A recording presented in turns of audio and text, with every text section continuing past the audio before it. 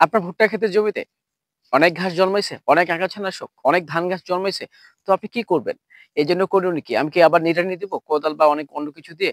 নাকি আমি কোনো বীজ ব্যবহার করব বা কীটনাশক জাতীয় কোনো জিনিস ব্যবহার করব যা অনায়াসে আমার আ ইয়েটাকে মেরে ফেলতে পারে, আগাছাকে মেরে ফেলতে পারে। তো আজকের যে ভিডিও সেটা এই সম্পর্কে। তো আমরা দেখাচ্ছি আপনাদেরকে অলরেডি এই ক্ষেতে যে ক্ষেতে আমি অবস্থান করছি, এই ক্ষেতে অলরেডি একটা কীটনাশক দেওয়া হয়েছে যেটার মাধ্যমে আলহামদুলিল্লাহ বিভিন্ন ধরনের বন গাছ একবারে মরে গেছে।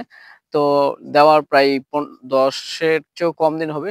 ৮ থেকে ১০ দিন হবে। এটা একটু লং টার্ম ১৫-২০ দিনও লাগতে পারে। তবে একবারে মাটি চকচক হয়ে যাবে। একদম আয়নার মতো পরিষ্কার হয়ে যাবে। যেখানে কোনো পরিমাণ থাকবে না, আগাছা থাকবে না, শুধু ভুট্টার গাছ থাকবে। এমনকি ভুট্টার গাছের বিন্দু পরিমাণ কোনো ক্ষতি হবে না। তো আগে আমি দেখায় দিচ্ছি আমার ক্ষেতটা যে মরা শুরু করছে। তো আগে দেখে নিই। মরে গেছে এমনকি দেখেন গাছ পুরো কোঁকড়া হয়ে গেছে, কোঁকড়া হওয়া শুরু, বড় বড় গাছগুলো কোঁকড়া হতে শুরু। আগাছানাশক তো দেখেন, এই যে আগাছানাশক গুলো সব কিন্তু অলরেডি মরে মরে গেছে, মরার পথে। তো এটা প্রায় ১০ থেকে ১৫ দিন লাগবে মরার জন্য। এই জন্য আপনি কি কি ব্যবহার করতে পারেন? আমি যে ব্যবহার করছি ডোরাস রুফ কোম্পানির মিমপ্রেক্সের মিম কপ্টার ব্যবহার করতে পারেন, মিমপ্রেক্সের, এমনকি জামা ব্যবহার করতে পারেন, ইন্তেফার ক্যালারিজ ব্যবহার করতে পারেন, সিনজেন্টার।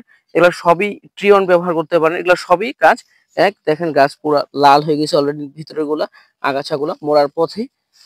কাটা গাছ, বিভিন্ন ধরনের বাবলা কাটা, যে কোনো ধরনের কাটা গাছ বা যে কোনো আগাছানাশক ভুট্টার ক্ষেতে যেগুলো হয় এগুলো সবকিছু মরে যাবে অনায়াসে। আপনারা একটু স্প্রে করলেই, তবে স্প্রে যখন করবেন অবশ্যই একটু ধীর গতিতে, যেন প্রত্যেকটা গাছে ভিজে, এবং কি স্লো গতিতে করবেন।